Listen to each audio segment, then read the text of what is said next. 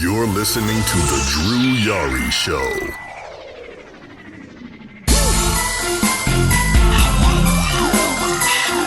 That's the wine and diner with kings and queens. You're looking at the man. You're listening to The Drew Yari Show.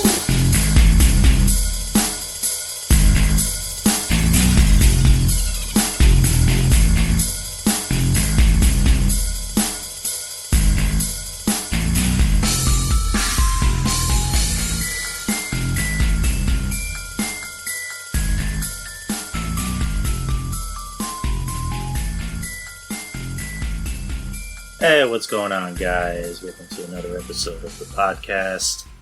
If you hear any noise in the back, that's my fan, which I probably shouldn't have it on too much because it's actually starting to get a little bit. We're starting to get a little bit of a breeze out here in San Antonio. At the moment, it's. Let me check. Well, it's 88 degrees, but it doesn't feel like 88 degrees. It's been less hot.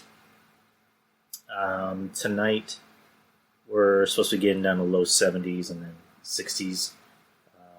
All week, especially this coming Monday, we're supposed to get into a low 50s. And it's going to stay like that for a while. So fall has officially, quote-unquote, started here in San Antonio. But the thing about San Antonio weather is that when fall's supposed to start, San Antonio doesn't realize it. Because we can be in the 50s one week, and then the next week we're back in the 90s and triple digits. So it's a crazy thing about San Antonio weather. Winter probably won't even start until like the day after Christmas. That's how insane San Antonio weather is. Or just Texas weather in general. I just know about San Antonio weather because I live down here. But yeah, today's show is pretty stacked as far as like news goes. We had AEW. We had two AEW shows. We had the late night on Tuesday, and then we had the regular show on Wednesday, and of course NXT. This Sunday we had Clash of Champions, which I forgot. I'm at the point where anytime a pay-per-view comes out, I forget. And usually I'm always on top of that shit. Now I'm at the point where I'm just like, oh, there's a pay-per-view this week. Like that's just how wrestling is nowadays. It's weird. But I guess first bit of news, it's unfortunate, sad news.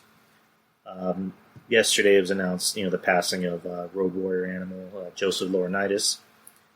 Passed away at the age of 60. He reportedly died of natural causes. They haven't really specified as to what. It's very sad for the world of wrestling. Especially guys, that grew up in that era, like a Kevin Castle or John Draper, who were able to actually watch them and enjoy them. I didn't get that. Unfortunately, I didn't get to see them when they were actually at their peak. When I started watching the Road Warriors or Legion of Doom when they came to WWF, that was when they were doing that LOD 2000 gimmick and doing the whole thing with Draws. So I never really actually got to enjoy them. So I was able to kind of live vicariously through old clips and watching the Dark Side of the Ring. I never really could grasp, not really grasp, but you never really knew how over they were, because the inside not really inside joke, but like kind of like the inside thing about the Warriors is that they're not the Warriors, World Warriors, was that they would get the Road Warrior pop. And by that is the whole place goes apeshit crazy. They were known to have the best matches on the card. People would pay money to go see them, whether they were in America, whether they were in Japan. When I watched, the Dark Side of the Ring documentary, there was a bit where they were in Japan, and I forget who it was. I think it was Paul Ellering that said that they were getting more. They were getting more attraction than the Beatles, than Michael Jackson. Like, that's how big they were. That's how much people wanted a piece of them. So, just rest in peace, Animal. It's already sad. Even the sadder part is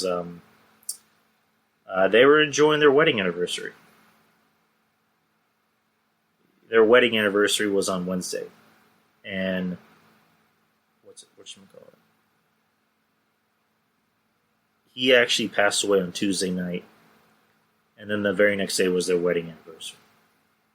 Which, oh boy, like that's again, it's already sad. That's just even more sad. And I guess if you want to think of it this way, him and Hawk are finally reunited. And it just sucks. It really does suck. I mean, I'm sorry I really can't give a big eulogy, because again, I wasn't able to enjoy them when they were really at their peak. And I wish I did. I mean, I always say, I think I was born in the wrong era. I wish I could have been born in early 80s, maybe the 70s, just so I can enjoy the business, just so I can enjoy wrestling that much more. And I really do mean that. I'll just say that. I'm not saying that to, kiss up. I'm not trying to sound condescending. If I am, I'm sorry. It just really sucks. It really sucks. It sucks when anyone passes away. So, I guess before I get into AEW, I want to talk about Retribution. They were finally revealed, like their quote unquote names are revealed, and they were given contracts, which is weird because they're destroying Raw and SmackDown. Even though now it's already been reported that they're now officially a SmackDown, a Raw group.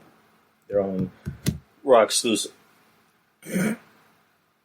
So they made their debut, and they were already given names. They're already given gimmicks.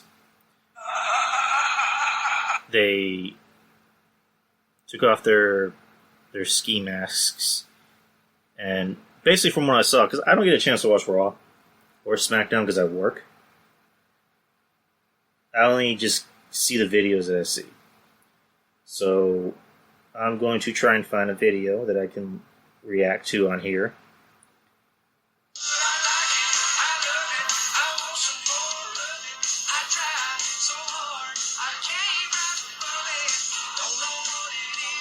If you didn't know that's an advertisement for Applebee's. Any steak entree, only at Applebee's. Okay. Alright, so let's look at this.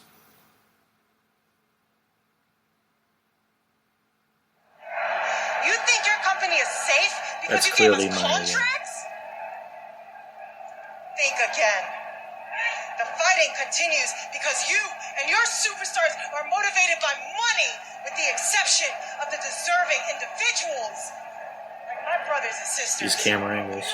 We are done. That's getting Mercedes stepped on so we Martinez. can get some imaginary brass ring. Dio Madden. You do this to collect your money. For the fame, for the fortune, so you can all collect your paydays like Oh my. He called him whores. I wonder why whores is bleeped out.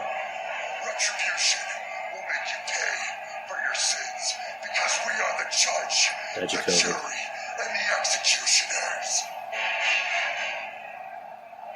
Wait. That's the Hurt business. Alright, so that's Retribution. So I forgot their names. Their names are like Slapjack or hold on.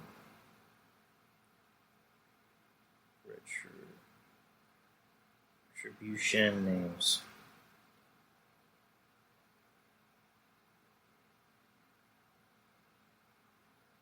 Alright, so let's go to this. T-Bar, Mace, and Slapjack. According to Urban Dictionary, the names Mace, T-Bar, and Slapjack have very different meanings than what WWE intended. Mace, which is now Dio Madden's new name, refers to the heavy metal club. What the fuck just happened? My screen just went black. My screen just went dark for literally no fucking reason. You have got to be fucking kidding me.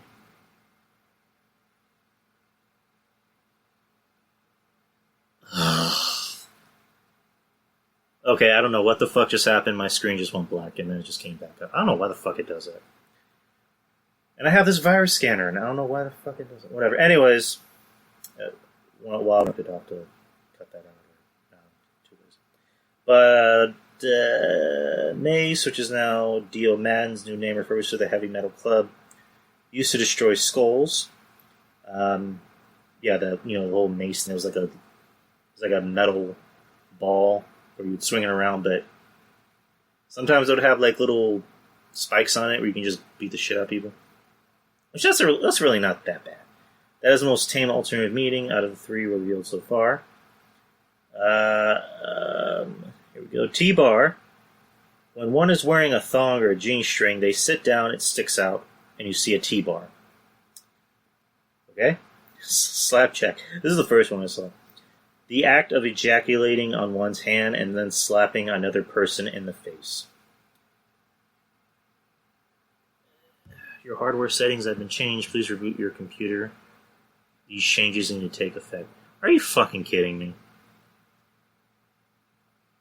I didn't ask for hard... Suck my balls. Whatever. I'll restart this after I'm done recording. But, yeah. So Dio Madden is Mace. Who is... I think Dijakovic is Slapjack, and Shane Thorne is... what was it? I was going to say T-Bone. T-Bar. Mayim and Mercedes Martinez have yet to be named, which, good. Oh, man. This gimmick is it's not going too well. It really isn't. Just based on what I've seen, it's just okay. I get with Dijakovic, they don't know what they're gonna do with them. I mean, you need to kind of give him a gimmick because you take this gimmick away from Dijakovic. He's just a big guy. He's just another big lumbering white guy that. I mean, granted, he can work. He's a better worker than, like, Baron Corbin. But he doesn't really have anything. That's a guy that needs a gimmick. That's a guy that needs a mouthpiece. But most importantly, he needs a gimmick. This is probably not the best gimmick, in my opinion. You give him this... What is it? Like a road... Not a road warrior, but... what the fuck is... What was the movie with Mel Gibson? Like a Thunderdome mask, or you make him... Oh, it's like a Bane mask. It looks more like a Bane mask. And you have him go out there and just cut these really cringy promos. And the talk is that a lot of people in the back were laughing. I don't know if they meant talent or producers or whoever, but a lot of people were laughing around just at how silly this gimmick is. Like, why not give him voice modulation? Or why not, when they talk, you change the voice settings and make it sound a little bit deeper? Like, I don't know. Like, the whole point of them being, that they're supposed to be behind a mask and that nobody knows who they are, and yet you can clearly see Mia Yim. You can clearly see that that's Mia Yim. You can clearly hear her voice. You can clearly see that that's Mercedes Martinez. I mean, Shane Thorne, I don't know who... You have to be, like, the biggest NXT guy on the face of the planet to know who that is. I could barely know who that is. And there was that joke with CM Punk where he's like, when you're in catering, there's a heavy abundance of paper plates. And he showed Shane Thorne's character. I don't know who's who. I don't know who's supposed to be Slapjack, Mace, T-Bone, T-State, T-Bone... titties. I don't know what the fuck. I don't know what they're supposed to be. I don't know why they came up with these names. Like, is WWE just... Who is coming up with these fucking names? Like, who? Who in the back thought it'd be a good idea to call somebody Slapjack?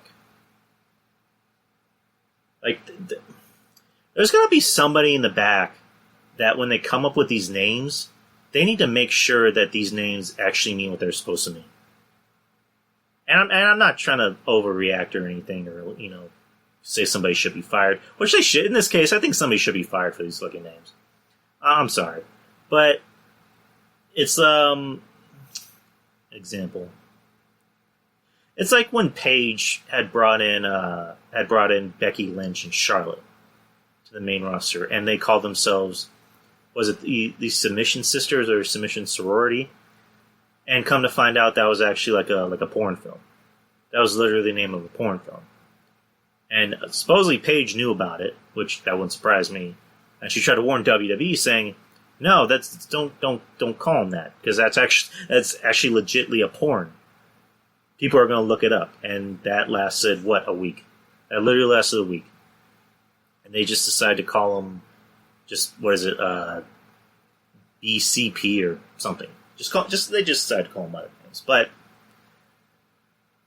that's why they need to take into effect. Like, if you try to give people these lame names, and not just because they're lame, but you also need to look it up and make sure it doesn't have a double entendre to it. Because nowadays everything does. Like, I'm just gonna do a search.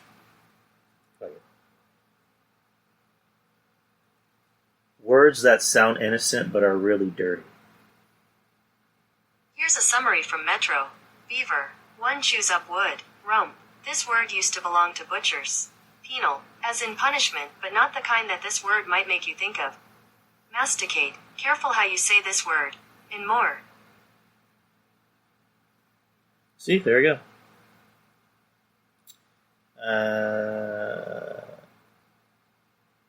No, I'm saying words that are... What the fuck?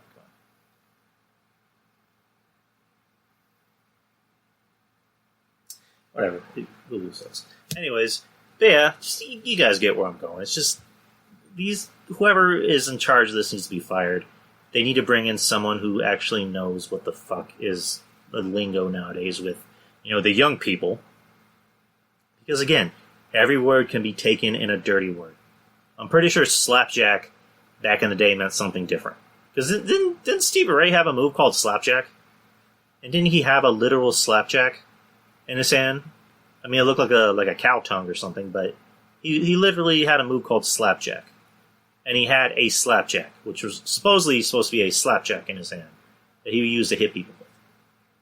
And mace isn't really that bad. Mace is a weapon, so yeah, give people names of weapons. You know what I mean? What is it? I don't even know what the fuck it is anymore. These are just horrible names, but I honestly feel bad for these guys because they're put into the spot of being almost like a main event group, and it is failing miserably.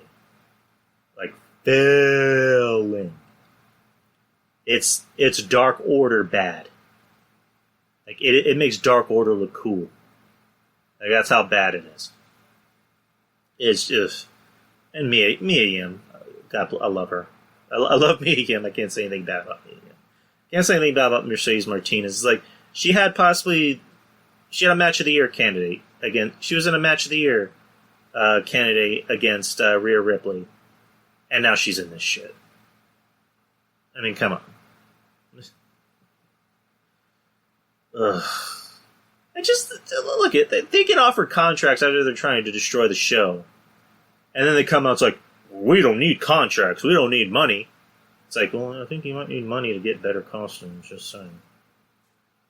Anyway, let's move on from this, because I can go all day about this, and this is a 3-hour show. Let's get to AEW. AEW Late Night Dynamite recap. This was on Tuesday. Let's see. There are only 3 matches. First match was Ben Carter versus Scorpio Sky. Ben Carter, only, 22, 23? Pretty good match. I've never heard of Ben Carter until now. I thought it was a good match. I like Scorpio Sky. That's a guy who I think they need to do more with. He is way too talented to not be put into a spot of going after a championship. Maybe not be the main. Maybe not in a main event. I mean, eventually, I think put him in a main event spot. see what he can do. But the guy's talented. The guy's very, very, very, very, very, very talented. And so is this Carter kid. I thought it was a good match. Pretty sure. I mean, it was obvious that Scorpio Sky was going to win because they wanted to bring in this kid and see what he can do. And he did a good job. And I thought we were going to see more of him. And then he just announced that he tested positive for COVID. So that sucks. It really does suck for him. I feel bad for him. And it's not the only guy that in the AEW get tested positives, and we'll get to that later. Next match was Anna Jay versus Brandy Rhodes, which try to guess what I did. Try to guess what I did during this match. I skipped it. Anything with Brandy Rhodes, I can't. I really can't. So, sorry about that. And then the main event, you had Matt Sydal versus Sean Spears. Hold on, I'm trying to go.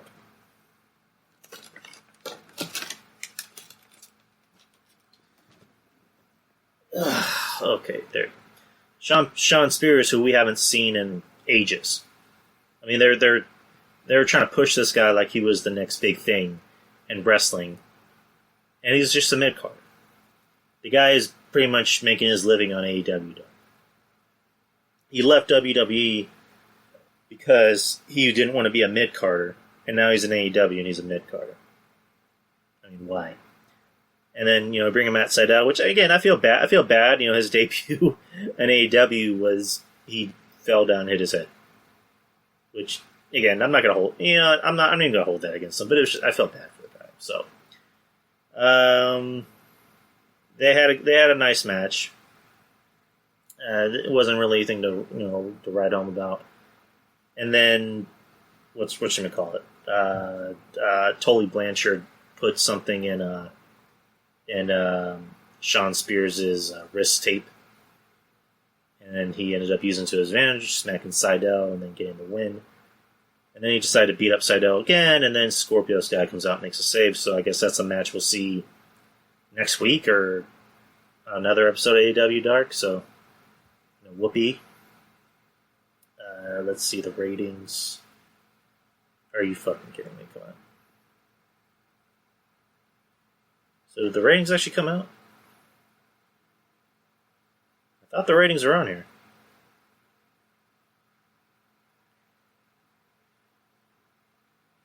I guess the ratings weren't on here. Hold on. Oh, wait. I do have the ratings up. Sorry.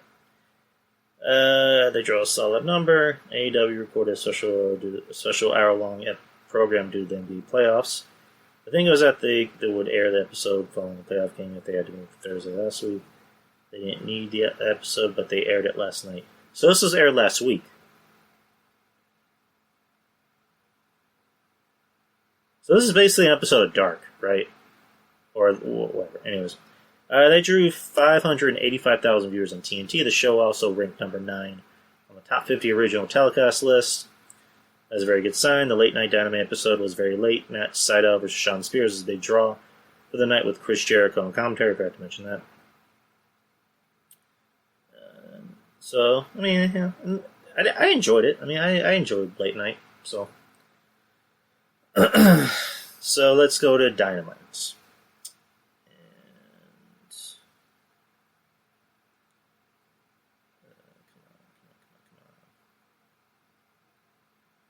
So it's not even enough. So are you fucking kidding me?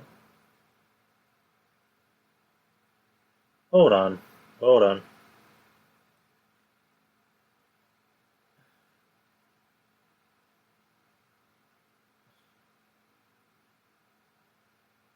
Usually Bleacher Report has the better. Okay, here we go.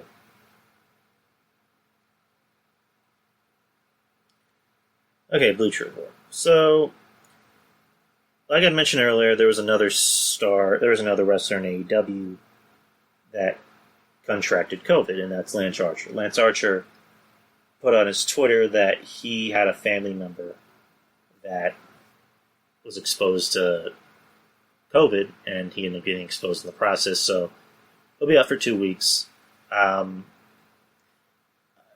of seems like he'll be back in time for his match with Moxley on October 14th. They're supposed to do a 6-man last night. It was going to be Moxley and was it Moxley and Darby Allin and Will Hobbs against Archer, Ricky Starks, and Brian Cage. And Brian Cage apparently is not feeling too well. They haven't officially announced if he has COVID. He just says he hasn't been feeling very well. So, because he wasn't on last night's show.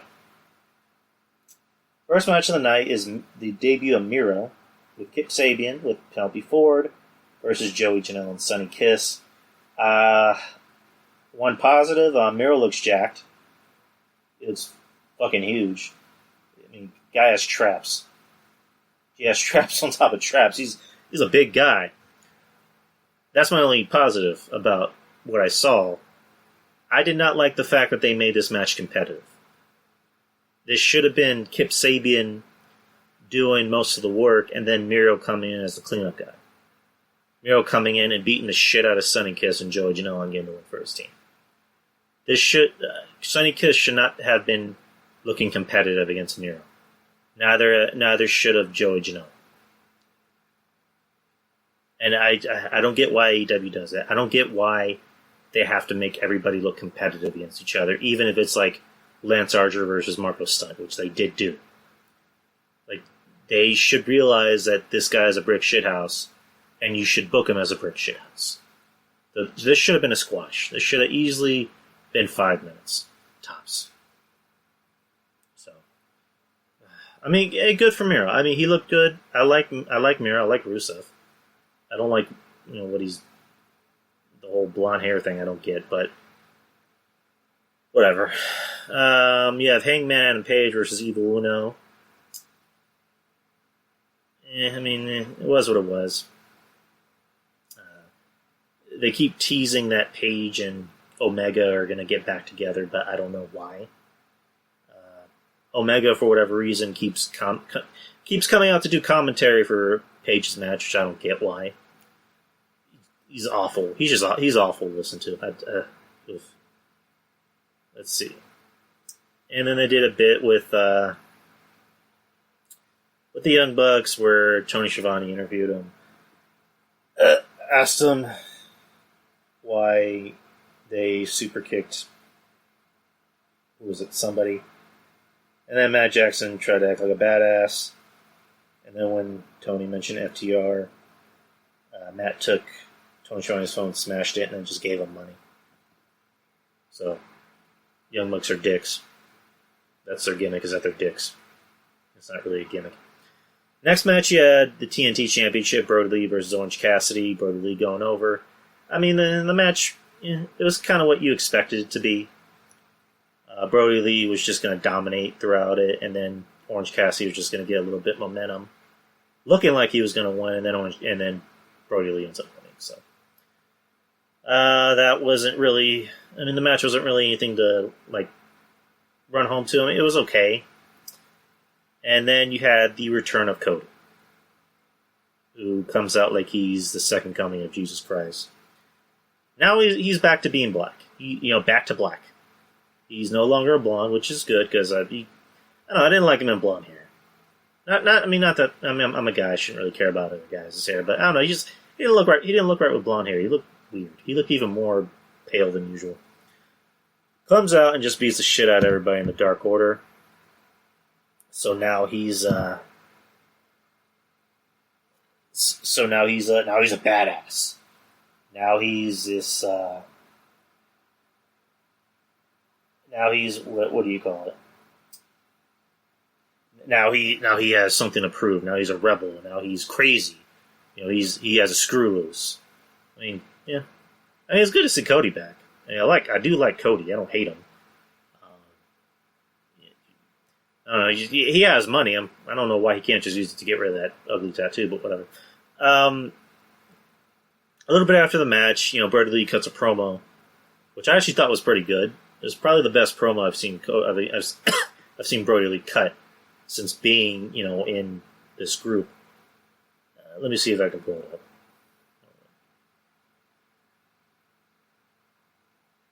Here we go. By to see if I can. You guys are kidding me! You gotta be kidding me! The audacity of a man!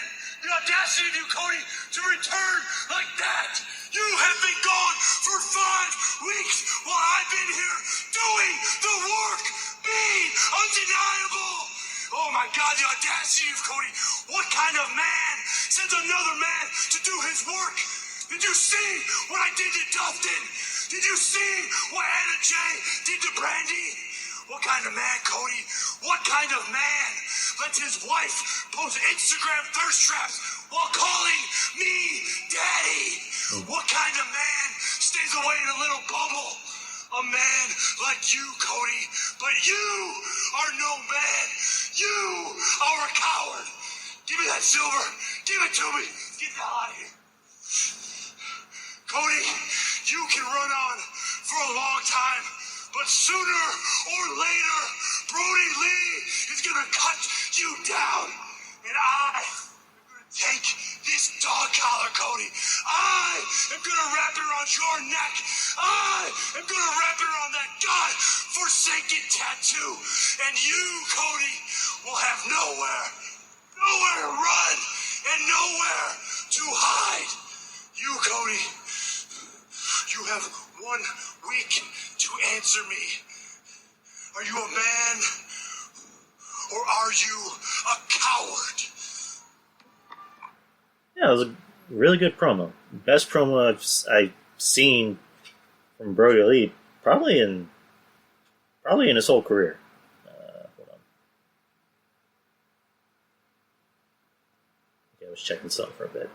Yeah, like I think that those kind of promos fit him of being the methodical badass. Instead of trying to go out there and do the whole Vince McMahon shtick, which he claimed wasn't Vince McMahon, but come on, we knew it was Vince. Come on. And then to just go out there and just be boring. Like, it's not even him being boring or methodical. It's not even him being methodical. It's just him being boring. These promos fit him. You know, be a badass. It kind of looks like he's getting more comfortable in the role.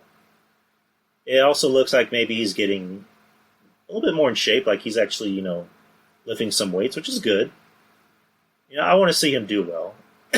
So, I mean, we'll see where this goes. But, yeah, he's already called out Cody for a dog collar match, you know, old school. We don't know when that's going to be. I mean, it could be next week or it can be in a couple weeks. So I don't know what they're going to do. Yeah, good promo. So we have Isaiah Cassidy demands a shot at Chris Jericho. Matt Hardy came out with Private Party and just did his usual promo, claiming he didn't have a concussion, which he did, which I'm kidding, I didn't. But Inner Circle came out and talked a little bit of shit. Last week Matt Hardy got hit in the head by somebody, but he didn't know who it was. Thought it was Jericho, but Jericho said I didn't do it because if I really wanted to do it, I would have done right to your face. I would have smiled the whole time. Alright, and then the guy from Private Party, Isaiah Cassidy, gets on the mic and calls out Jericho to wrestle next week, which... Oy. I like Private Party, but promos are not their thing. This was bad. This was BAD bad. This is Brazzers level bad. As a matter of fact, I can't even disrespect Brazzers. Brazzers actually has some good acting. This was just bad. I think even Brazzers would tell him he's bad. I mean, granted, they're young guys. They have a lot to learn, so I don't know. Eventually, maybe they'll get better on the mic. But, boy, this was not very good. Not very good at all. That's why even Bleacher Report gave him a D+. And Bleacher Report loves AEW. Sorry, I'm just kidding, Bleacher Report. FTR institute the 20-minute brush with greatness rule. I kind of skip past this. Promos in general I was trying to skip past, usually when I watch AEW on demand, because I don't care. And then you had Hikaru Shida, Thunder Rosa versus Ivelisse and Diamante in a tag team match. Shida and Rosa won. The match was okay. It wasn't that great. It was better than anything I've seen from the women do lately. I mean, Thunder Rosa being in AEW helps. And I'm not just saying that because she follows me on Twitter. I think she's amazing. I want to get her on the show, by the way. She's been on the women's roster and really breathed some life into this roster. She really has, and it's benefited because she had possibly the best women's match in AEW history against Serena Deeb, and then the same week she had the second best women's match in AEW history against Shida. So I'm interested to see what they're doing with this whole thing with her and Shida, that they're a tag team and they're partners and that they're friends and that they respect each other. But there's a part of them that really wants to beat the shit of each other. So I don't know where this is going, but I like it. I'm interested. Hopefully some more women from the NWO coming. And then you had the main event, which, again, I said originally, the main event originally was supposed to be a 6-man, but, due to Archer having to, not be there due to COVID, it switched to AEW World Championship. Jon Moxley fighting against Eddie Kingston. Eddie Kingston saying, he keeps saying, no, he was never eliminated. He came out and gave a really good promo at the beginning of the night, which I forgot to mention. Kind of, use WWE as an example. Saying, everyone always said you and me are cut from the same cloth, but you went to WWE, went to the land of entertainment. I stuck around and I stuck around with the Outlaws and blah, blah, blah, blah. I'm not an entertainer like you. And then they had a little, they got in each other's face and had to, split apart. The match was good. I enjoyed it. I thought it was a little short. Personally, I thought it was gonna at least be 20 something minutes. It was really short and it ended very abruptly. Very abruptly. The ending of the match was Moxley goes for a submission on Kingston, and Kingston didn't even tap out. His face turned red, and the ref decided to automatically ring the bell, which or not red, purple, but it just, I don't know. I didn't like the ending. I knew Kingston wasn't going to win because I said Kingston, if he's going to win a title, it should be on a pay-per-view, not just on a random episode with no build-up. Because a match like this should have build-up. And Eddie Kingston kind of built it up. That could be a great way to build up this feud if they continue it. Eddie Kingston could just get on and just talk about his life. Just say, I tried to go to the WWE, but they didn't want me. They didn't think I was good enough. So I said, fuck them. I'm going to make a name for myself outside the WWE. I'm going to be the biggest star that this business ever recognized that didn't go to the WWE. Me and Moxley used to be friends. Or he could say that. Me and Moxley used to be boys. We were cut from the same cloth. But then he went to the land of sports entertainment. I didn't hear from him no more. He thought he was this big star. I stayed behind. I busted my ass to get where I am. I stay here. I've been busting my ass for 18 years. And people still overlook me. You can do something like that. That'd be a nice way to build up the feud to a pay-per-view. But again, I thought the match was okay. I guess because I'm a mark for Eddie Kingston. Moxley I thought looked good in this too. But the ending of the match, you saw Phoenix and Pentagon come out and beat up Moxley. And then, whatchamacallit? You had Will Hobbs come out and make the save. And then, same thing with Darby Allin, but you had Ricky Starks come out. And at the end of the night, you had Kingston, Phoenix, and Pentagon, standing with, who the fuck was it? Yeah, Ricky Starks was there too, because, what's his name? Brian Cage was in there, because Brian Cage apparently has COVID. Apparently, don't quote me on that, but apparently has COVID, so. That was AEW.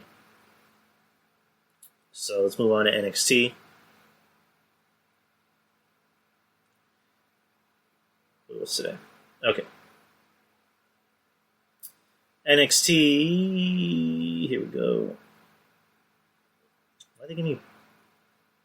Okay, the first match was. Oh, the first match was the Women's Battle Royal to determine who would face Io Shirai at TakeOver, which is going to be next Saturday? What is it? Yeah, next Saturday, the 4th. October 4th. Candice LeRae wins the Battle Royal by eliminating Shotzi Blackheart, which I had a feeling that would happen because Shotzi Blackheart already had her match against Io last week, and they're not going to have face versus face at a pay-per-view. It's always going to be heel versus face. So during the match, Rhea Ripley and Raquel eliminated themselves at the same time by fighting. So that's a feud that they're gonna build up. Which, I mean, they're really going out of their way to kind of keep Io and Rhea separate because they want this match to be big. And I've been saying for months is Rhea and Io is the money matchup. My guess is it's going to be at the Takeover before Mania. It's going to be at the Takeover before Mania because that's the only way you can have this match. I mean, you could have it at the end of the year. You could have it maybe around the Rumble, but this is too big of a match to have it just a random pay-per-view. I wouldn't be surprised if Rhea is in the Rumble and she wins it, and she cashes in to go face Io because Io is hot. She's on the hot streak right now. She's the hottest babyface in the women's division. Rhea, you can easily make her into a heel. Like there's really no ifs, ands, or buts about that. She can easily be a heel. She looks the part. She can act the part. I mean, she has the voice to be a heel. I mean, I make the joke that she kind of sounds like Wade Barrett a little bit, but she can pull off being a heel. There's no doubt about that. Yeah, Candice wins, which, again, they're really trying to give her every female they can before they give her Rhea. And they're pretty much going to throw everybody at her. And unfortunately, we're getting Candice, which, bleh. I have zero interest in that. So she wins by eliminating Blackheart. Next match, we have Tommaso Ciampa versus Jake Atlas. Tommaso wins, which was expected. Ciampa better off as a heel because he has those crazy eyes. He can pull off being this crazy, sadistic, just asshole of a heel. He has the look. He can't be a face. I mean, he can be a badass face, but at the end of the day, him as a heel works better. Him as this asshole heel with these crazy eyes that takes delight in hurting people works. We have a number one kind of a number one contender. Let's see, we have the team of Roderick Strong, Danny Burch against who the fuck was it? Imperium and the other guy from the Phantasma, whatever you want to call it. They're doing a bit in the back where Fandango was pretending to be Sherlock, and then it's funny. Wolverine came and said, "No British accents." So he decides, we're going to have these teams team up with the opposite team member, and whoever's team wins, their team will face each other next week to determine who's going to be the number one contenders at Takeover. So, Roderick Strong and Danny Burch, who's teaming up with Oni Lorcan and Roderick Strong, who I'm assuming is tagging with either Adam Cole or Bobby Fish, which I guess is Bobby Fish. Might even be Adam Cole because we didn't see Bobby Fish this week, which is weird. So, okay match. I was starting to fall asleep, not because the match was bad. I was just tired. It was a long day. And I actually was not feeling well at all. Started to get a dizzy spell. So, but yeah, the match, was what it was. Strong and Burch won. So now, Undisputed Era is going to face Danny Burch and Oni Lorcan next week. Okay. So let's see. Is this the main event? No, this is the main event. Damian Priest versus Austin Theory. They did an interview in the back where Austin Theory is, working out. Roderick Strong comes out and says, if you can warm up Damian Priest for me, I won't forget that. Almost to say, hey, if you scratch my back, I'll scratch yours.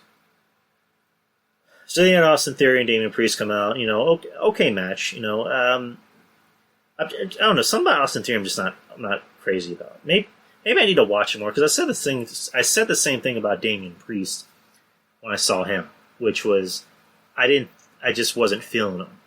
I didn't get it. And then over time, I started to like him a little bit more. He started to warm up to me. So, I don't know. I see Austin Theory. I see Creator Wrestling on WWE 2K.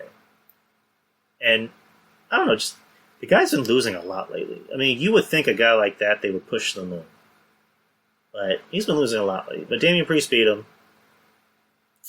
Gargano comes out after the match and super kicks Priest. And then later in the back, there's a thing with Io Shirai where she's, saying, I don't like Candice. Candice comes out and gets right in her face and talks a little shit. Johnny Gargano talks a little shit. Priest comes out and starts, fighting Gargano. Everybody has to be separated. So they announced next week that it's going to be a mixed tag match with Priest, Io against Gargano and Candice, which sounds interesting. Interesting matchup with Io and Priest. Interesting tag. I mean, so. You had Rich Holland versus Antonio DeLuca. Rich Holland's a big motherfucker. I don't like the name, though, personally. Rich Holland just doesn't sound too intimidating. And then you had the main event, which is the Gauntlet Eliminator, which was you have 5 people in the ring, and you determine by elimination style who's going to win, which is basically the Elimination Chamber. But there's no chamber. I don't know, is that just me? But anyways, so you had Kyle O'Reilly, you had Kushida, you had... Who the fuck else was in the match?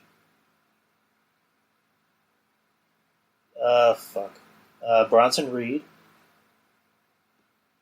You had Cameron Grimes. And there's someone else in the match. Who the fuck was it? God damn it, who else was in the match?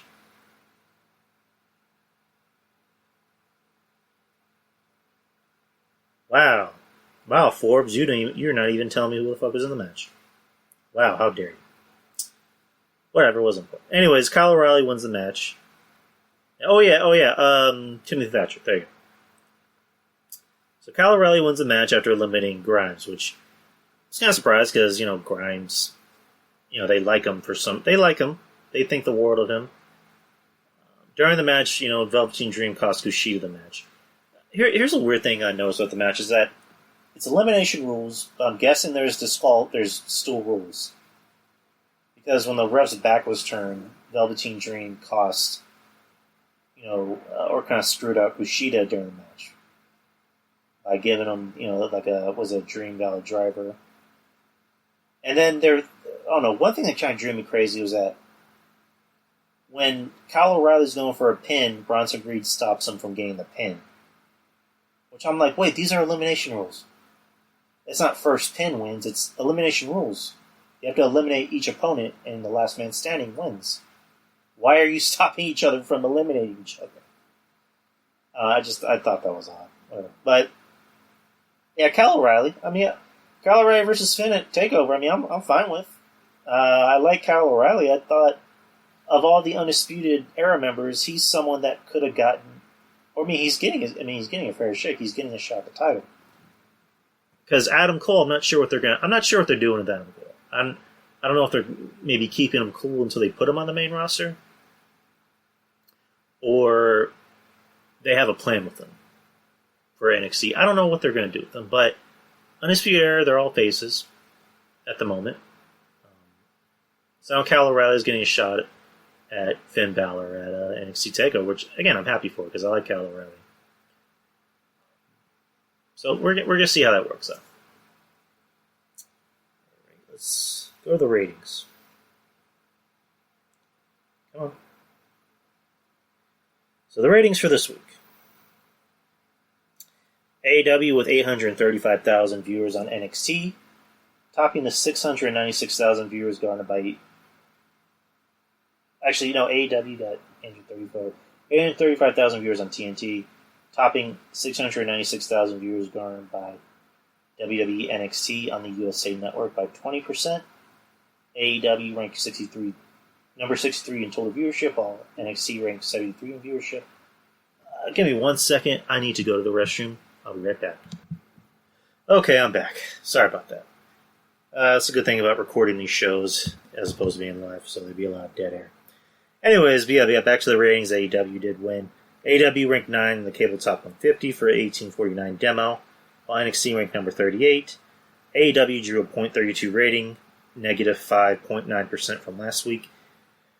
In the 1849 demographic, NXT drew a .18. No change in the same demo this week. The NBA playoffs on ESPN topped the night.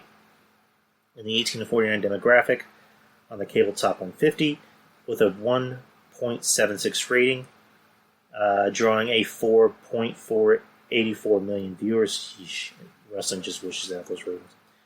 Hannity on Fox topped the night on cable and viewership with 5.158 million viewers, ranking number 4 on the cable top 150 with a .46 rating in the key demo.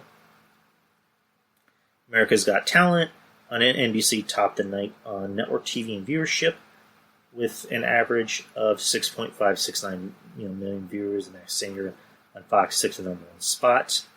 And the 18 to 49 demographic with a 1.6 rating. And that's about it. So yeah, NXT needs to just move to a different night in general. Not just for them. I mean, not just for wrestling, but for them. I mean, because it's almost embarrassing how they're getting their asses beat in the ratings. It's not a good look for them. It's not a good look for them of the WWE. NXT should probably, stick to going to Tuesday nights or maybe even a Thursday night.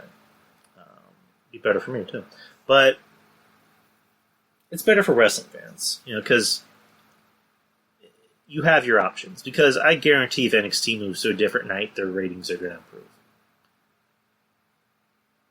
Their ratings are going to improve. They're gonna stop being these 600 ratings and go to maybe an 800 or a 900. Might even get 1 million.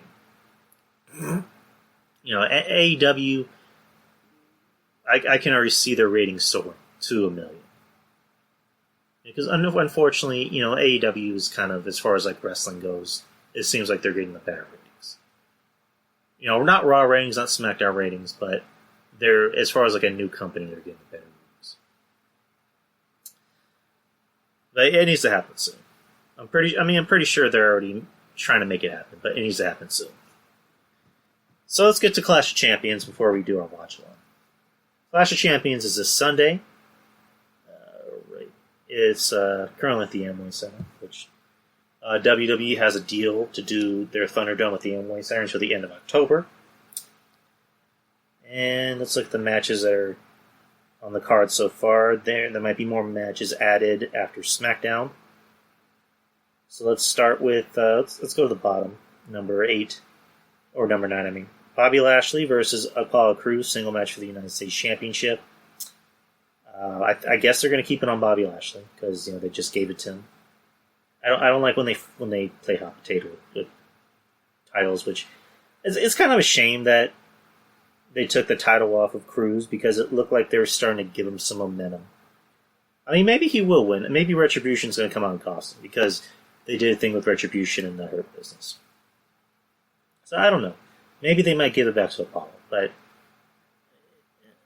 it wouldn't shock me if Bobby won. But as far as like my pick will go, I'm going to go with Bobby Lashley at the moment.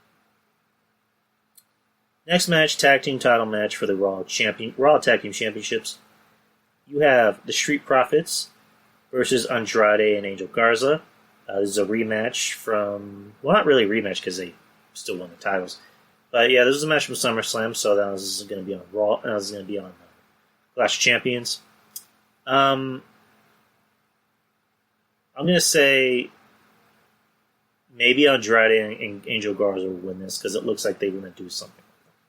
Because they're giving them another title shot. Which, if they don't win, then the point of having this rematch is going to make 0 sense. So, I'm going to pick Andrade Angel Garza. The Street Profits are going to...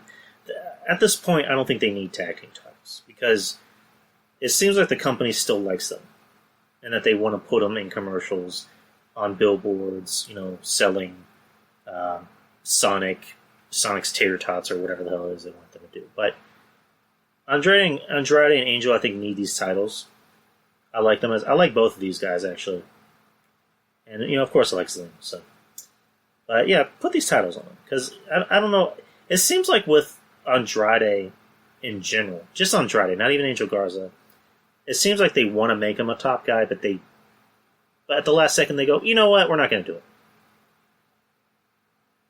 And I don't know if it's the English, language barrier or anything, but the guy looks like $1 million. And Angel Garza, I like. They both have a good look. They both can work. And they both have a good manager. So I want to see them succeed. I want to see them in a better spotlight. So I'm going to pick Angel Garza and Andrade to win this match.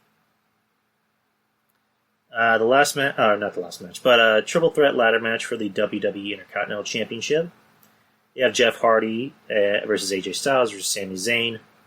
The whole storyline is that Sami Zayn still feels that he's the real Intercontinental Champion, even though they stripped that of him and gave it to Jeff Hardy. AJ Styles actually won it, and then Jeff Hardy won it. So, but Sami Zayn claims he's the real Intercontinental Champion. So, on paper, this sounds like it could be the match of the night. But we don't know because we haven't seen Sammy wrestle in a while. And he doesn't look like the way he used to be. I mean, the guy looks kind of scummy. Doesn't look like he's in the best of shape. And here's the thing, I like Sami Zayn. So I want him to succeed in here. The guy can still talk. The guy can still go out there and cut a good promo. So maybe on paper this sounds like it could be a good match. So we'll see. Jeff Hardy, I don't think needs the title. I think Jeff Hardy is a big star who doesn't really need the Intercontinental Championship. Neither is AJ. I think Sammy could use it more. So I think Sammy might end up winning. It's going to be a thing where Sammy finds his little weaselish ways to end up winning the match. So I'm going to go with Sami Zayn.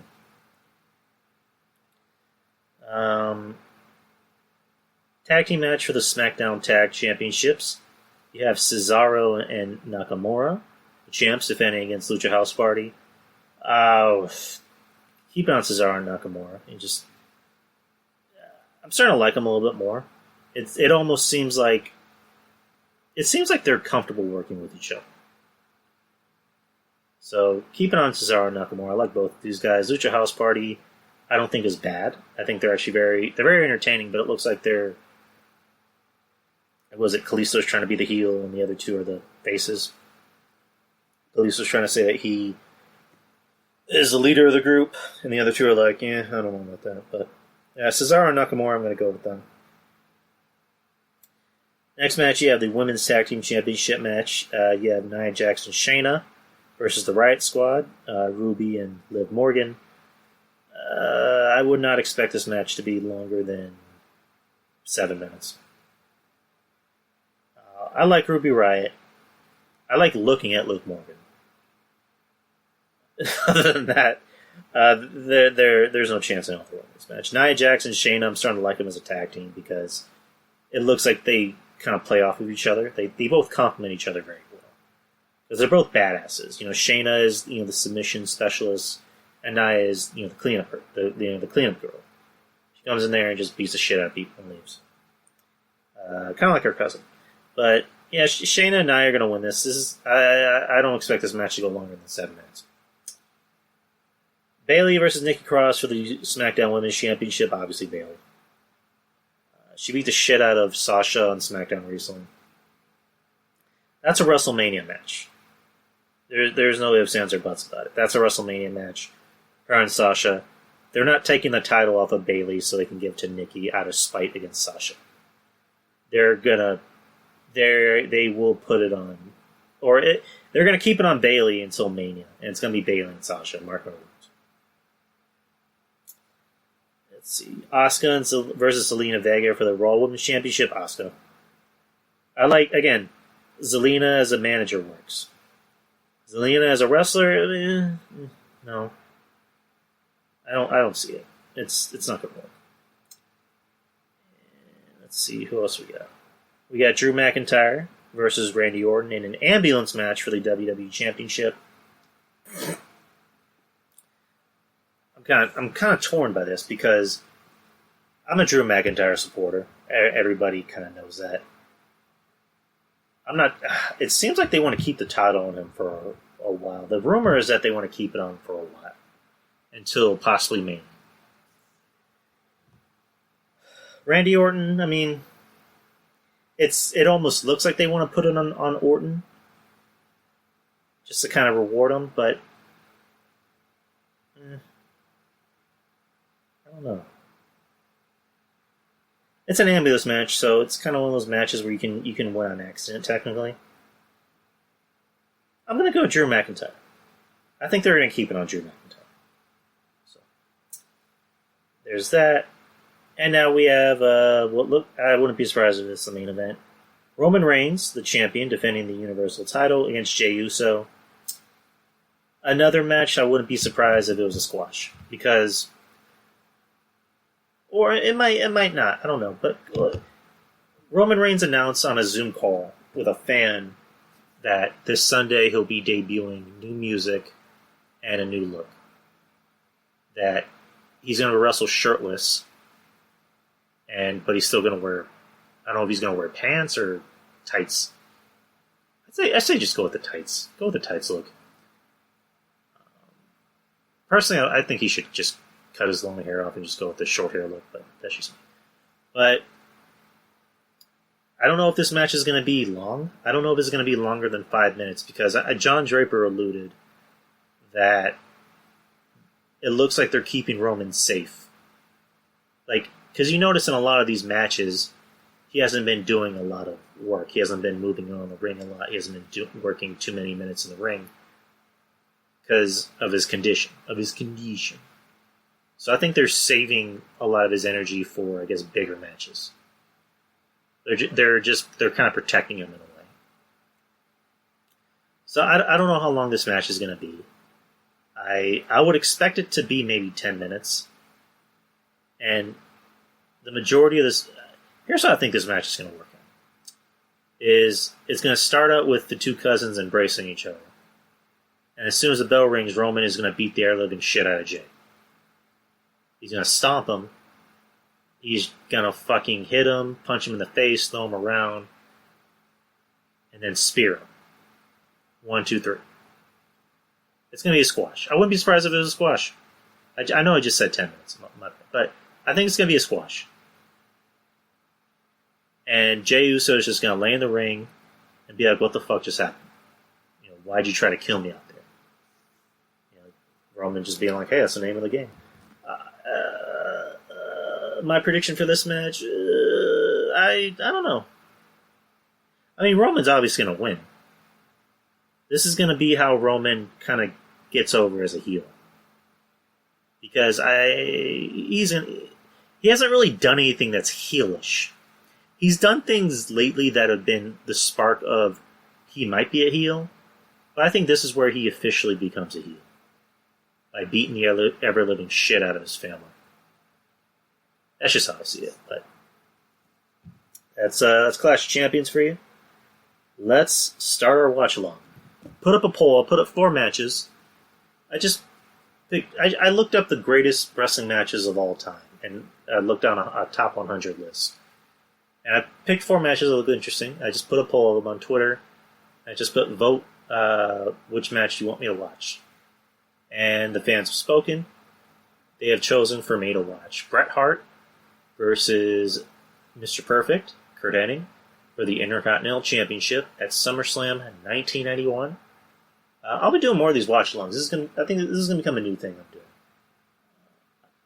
Probably not tonight, but tomorrow I'm going to put up another poll just to see another match I'd like to watch. I want you guys to choose. I'm not going to choose. I want you guys to actually choose what you think I should watch. So, I mean, if you want to throw some suggestions at me, you can Write me on Twitter. Some of you guys do have me on Facebook.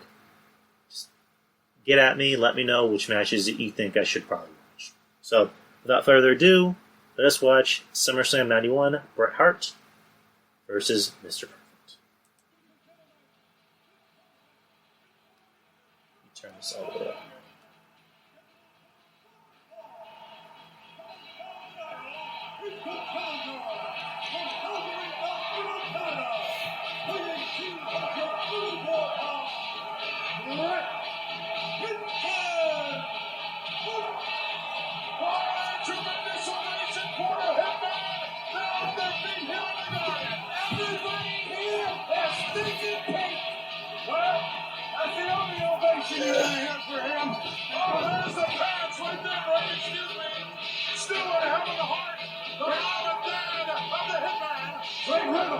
You don't have to excuse yourself a Bobby when you're playing off. You should still call. It's all the time at home. Look at Hart. Here we go. And watch this perfect entrance.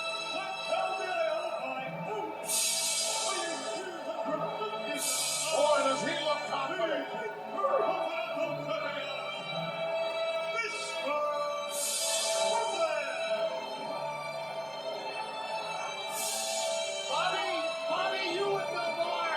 Mr. Perfect than anybody. What do you suppose he's thinking at this very moment? What would his strategy be? Well, it's very simple, Piper. He doesn't have to beat His saddle just fell off. Bret Hart has to beat him. All he's got to do is just let Bret Hart come in, make a mistake, and it's all over. And in other words, your usual philosophy, run and hide. Run, hide, and keep your title. It's a little Bret Hart there. Little hitman. Very hefty youngster there. The recipient of those hitman sunglasses. And of course we have the coach. Bell's gone. This one's underway. All the marbles at stake here. Take a look. Jam-packed here in the garden. 20,000 plus on hand. And who knows how many millions around the world watching SummerSlam 91. Both men being relatively cautious here. Both excellent. Neither one of them want to meet the least error. Bret Hart loosening up, taking his time. Both men looking where they are all the time. One mistake could lead to the end, Rob. Very quickly with either one of these competitors. Notice how they lock up. Nice shoulder rock by the hitman down quickly and over the top. Goes Bret Hart. Yeah, what about it, Bob? He hit locked him right out of the ring. I was going to mention how aggressive they are. They're not laying back.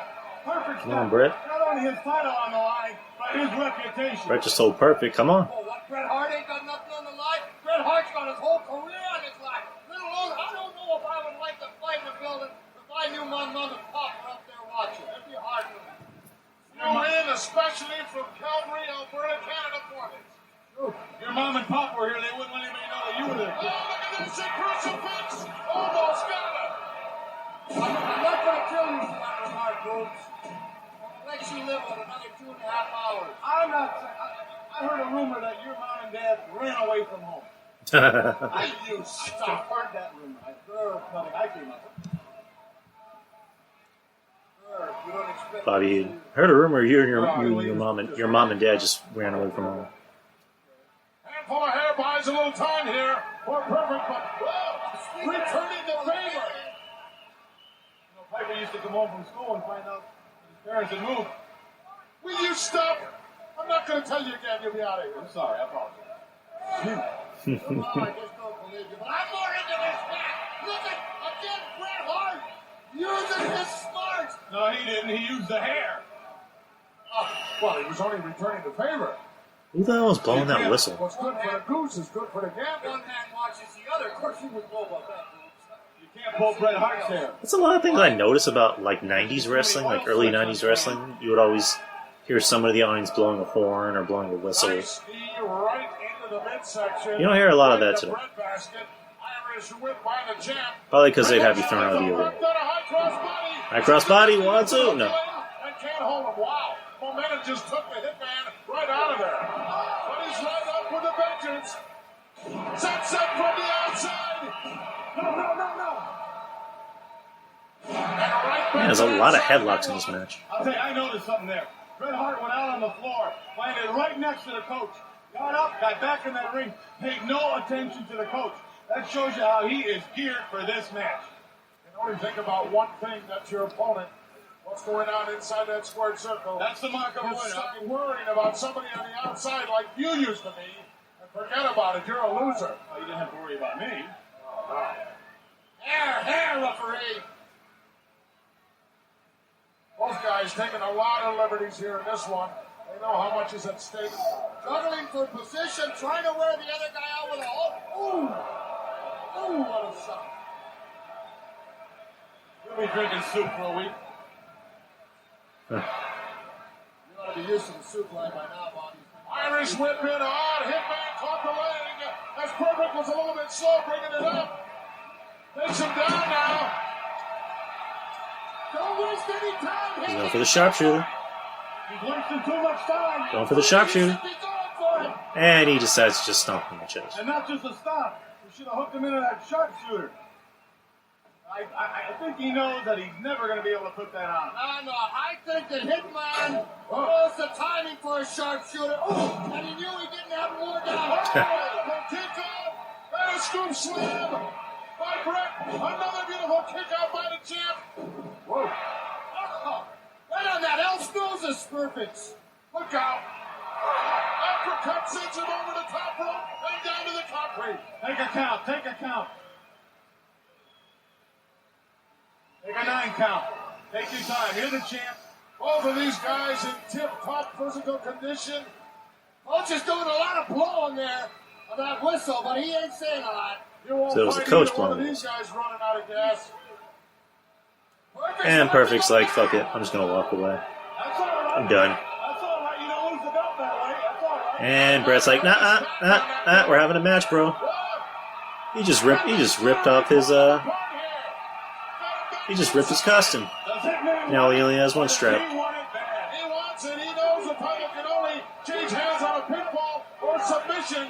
He needs to go now, though. He can't quit stalling now. He wants that prestigious Intercontinental title. You got Perfect in the position you want him. You must go after him. You cannot give him this opportunity to recover. Come on, coach. Parents in the audience. On the face of Stewart, Helen Hart as they watch. You know why they're concerned? They snuck in. They're scared the usher away. Will you be serious? Stop it now, Bobby. Don't you realize that Hitman's got his whole career on the line right now? He's got everything to lose. What about Perfect? Don't you think Perfect has everything to lose? Yeah, but I want him to. A shot right over the head of the referee. Catches the Hitman right in a kisser. Perfect's yelling. Ah, right in the kiss. Oh! And now it looks like Perfect is going to take control of this match. About a 53-yard field goal right there. Come on, coach. You got to get Perfect motivated. You got to get him going. First thing he should do is fire the coach, I think. Oh! Another beautiful kick and outside to the concrete. Goes the Hitman. He's right here on the floor by me. Those ribs are hurting right now. He's having trouble breathing. I can hear him. Perfect comes right out after him. Oh! Ooh, right across the chest. Wow!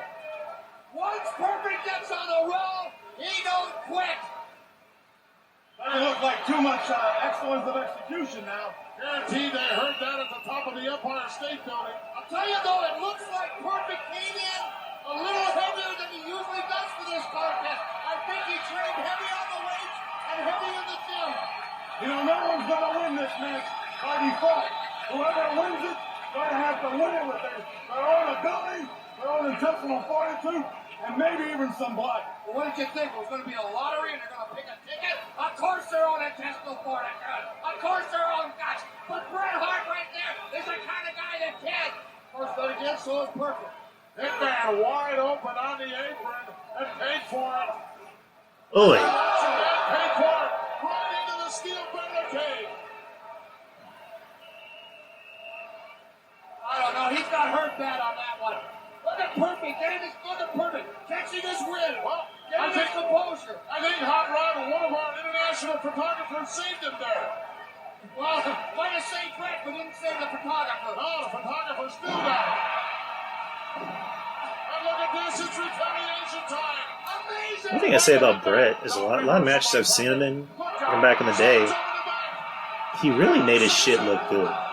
Like when he was punching people or kicking them, he made it look like he was punching and kicking. Get on the offense again. Go ahead. Without having to actually punch him or kick him. Perfect fast to know where he is. No. The guy was truly a perfectionist. Perfect. He knew.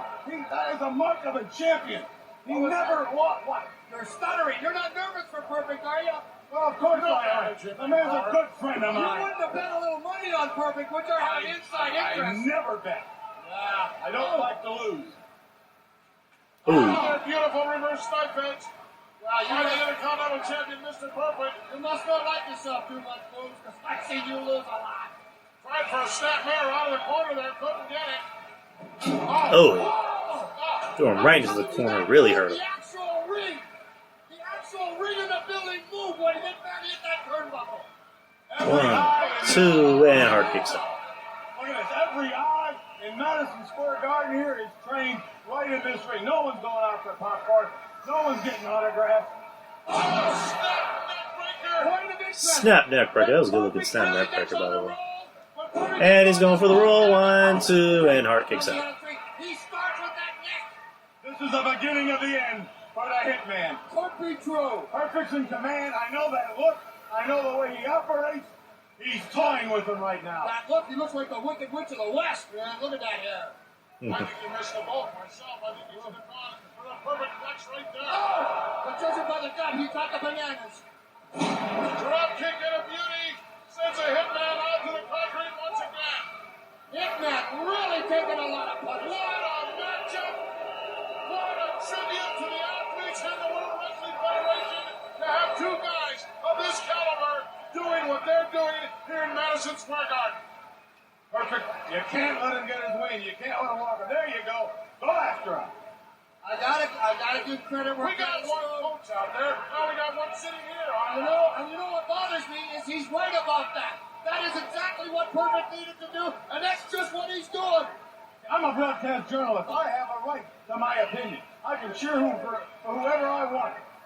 It's about the words there, folks. Down to the top rope. Try to get the toilet paper out of your mouth. Oh! They're fighting on the top.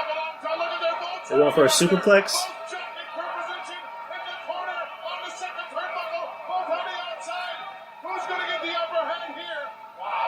And hardest ankle for a bit. Henning falls on top of Hart. 1, 2, and Hart kicks out. Oh, Perfect just pie face Hebner. Hebner's getting in his face. Do that shit again, I'll disqualify your ass. Come like a bad habit. Win if you can, lose if you must, but always cheat and never get caught. Perfect. I don't know that Perfect should be taking these liberties. If he's that strong, he should go for the pin while he can. Perfect obviously wanted to humiliate Hart. Obviously wanted to humiliate in front of his mother, his father, and all the wrestling fans in the WWF. So he knows he can beat him. Just a matter of time. But to have the fun and the enjoyment of humiliating him, that's what Perfect's all about. Yeah, well, to me, that's a big mistake. Anytime you got a chance to beat somebody, you go ahead and beat him because it can turn around to haunt you for the rest of your life. You're right. If you're not perfect. Ooh. Come here. He's got Hart in a sleeper. Get into that sleeper deep. Well, Stu Hart and Helen Hart, get the jammies up. Sonny's going to bed. Yeah. Hitman in a whole lot of trouble in this one. Like, you remember when they actually allowed their announcers to be entertaining? So either he can get a count or Bret Hart will pass out, but he should try to get lower if he can. All right, Bret. Cinch up! Cinch up! He doesn't have that left arm. He doesn't have that applied perfectly, Brad. Come on, Hart. Well, this match is taking a lot out of both of them. 3 shots in the bread basket. Oh, Hart gets up. And Perfect. Counters that. Goes for a pin. 1, 2, and Hart kicks out.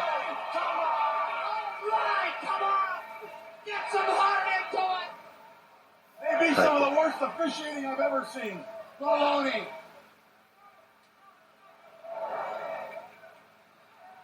Woo! Intercontinental title belt on the line. The drama keeps building and building. Ooh. Wow. That could be the climax blow right there. No, it's not. Hitman 1, 2, and Hart kicks out. He couldn't get it. The tension. Perfect. Looking frustrated. Hart wants it bad. Perfect wants to keep it. Mom and Daddy here. Millions and millions of people all over the world watching. There's nothing like WWF action.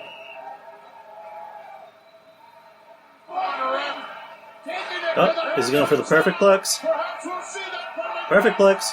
He's got him set up for it. Perfect will be in the showers in 10 minutes. Ah. 1, 2, 3. Oh, he kicks out. Hart kicks out. How did that happen? How did that happen?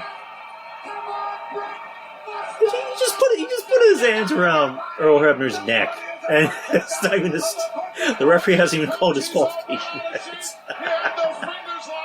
Oh my god!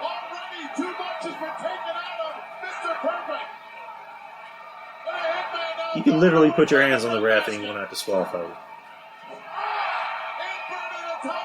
Atomic drop. Bret go for another atomic drop, and he got it. I don't like that. Certainly would demoralize you. Now Bret's in control. Take it to her, Bret. Ooh. Throw him right in the ring.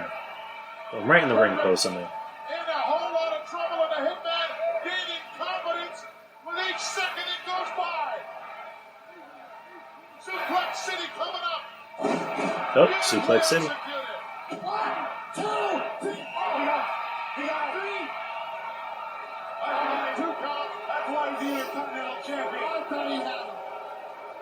What a classic confrontation. Nope, Bret going for a pin. 1, 2, and perfect kicks out. Come on, Bret, don't stop that rally. Give a lot of credit to Mr. Perfect here. But Hart smells victory. Russian suplex. He's trying everything. Going for another pin. No, he didn't get it. What a nice series of moves together, but very nonchalant on all the covers. Can't do that to the champion. Oh, well executed backbreaker. What a classic confrontation between these two superstars here in the World Wrestling Federation. No. Concentrate on the match. Concentrate on the match. And Bret's just going for pins on everything. My God, I thought he had him. Perfect seizing the opportunity. So Hart kicked out. Come on, Bret, get your head in the game. Don't get distracted. Coach racing around to the other side of the ring to add assistance, but look out. Hitman's already there.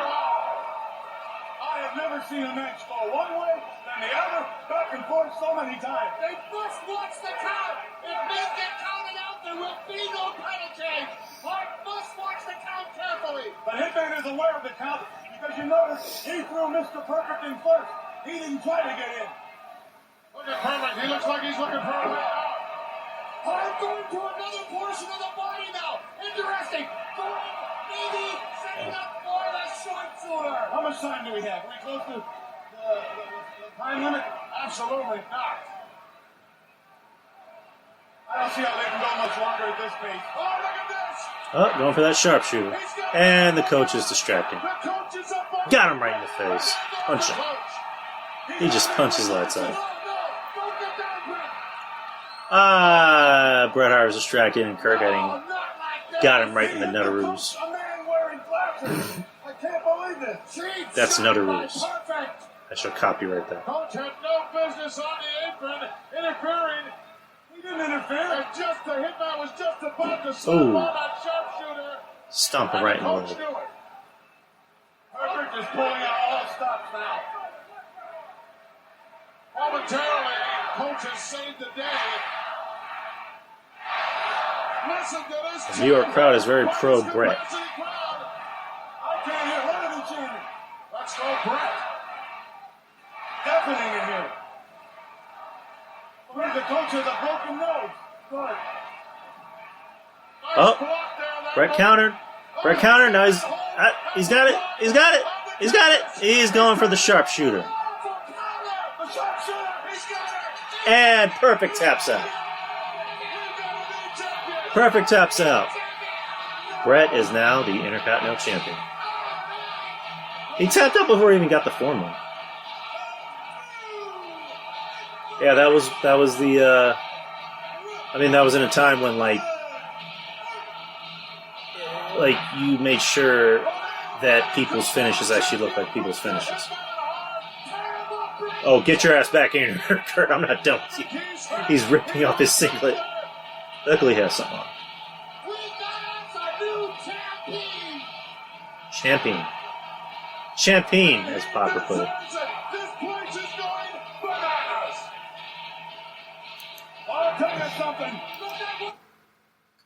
Yeah, like I was saying, like that was back in a time where sharpshooter was like you had to be Jesus Christ to be able to get out of that hole or to not tap out. The only person who didn't tap out was Austin in the sharpshooter. He passed out. And that's what eventually got him over. But yeah, good match. Good match between the two. That was the opener. That wasn't the mid card. That was the opener, which place went nuts. Madison Square Garden was like very pro Bret Hart. I wonder if Kevin and John were there. I need to ask them about that because I know they're at the first ever SummerSlam. So I need to ask them if they were actually at that match. But great match. I had fun watching it. Again, I'm going to do it again next week. I'm going to put up another poll. I just choose at random for random matches to see which matches you guys want me to actually review. As a matter of fact, I'll make it interesting. I'm gonna either put up companies and poll it, and then choose the greatest matches from those companies, or I'll choose just random wrestlers at random and see which one of their greatest matches you want me to watch. So again, I'll be doing this next week. It's fun. All right, so Wrestling Soup. Wrestling Soup will be on at 6:30 p.m. Central Time. So in an hour. So catch them. Head to their Patreon. Anthony Missionary Thomas and Joe Numbers and John Draper. Kevin Castle and Trez will be having KMT Chronicles tonight at 9:30 p.m. Central Time. So catch them. Make sure to head to the DTKC Patreon to support them. John Draper has his own podcast with B. Show Brian and Shaheen from Nuclear Heat Graphics and also the Garden of Doom. It's called Break the Apocalypse. New episodes every Friday. Go to their patrons and show some love. Garden of Doom, speaking of which, is also hosted by Jeff Littman, a good friend of mine. I had him on the show a few weeks ago. Check out the Garden of Doom on Spreaker. Also, for B. Show Brian, check out Wrestling Reanimated. Check out Horror Reanimated. Check out his YouTube channel where he discusses horror. And for Shaheen, not just the Garden of Doom, Nuclear Heat Graphics. If you need any artwork, work for me. You got the Texas Podcast Massacre. They just recently had Kevin Castle on the show. I've been on the show 3 times. And I'm still waiting for my invite for the 4th time. No, I actually would love to be back on the show again, but let's see. Let's see who else. Ruben Prime TV, which you can find on Spotify. And who else? Who else am I forgetting? You have Dimension Unusual on Spotify with my friend Relly. So check her out.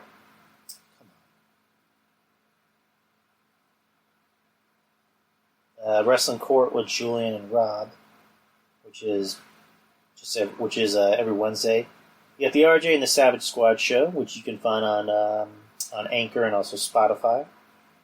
RJ is a good friend of the show, good friend of mine as well. Who else am I forgetting?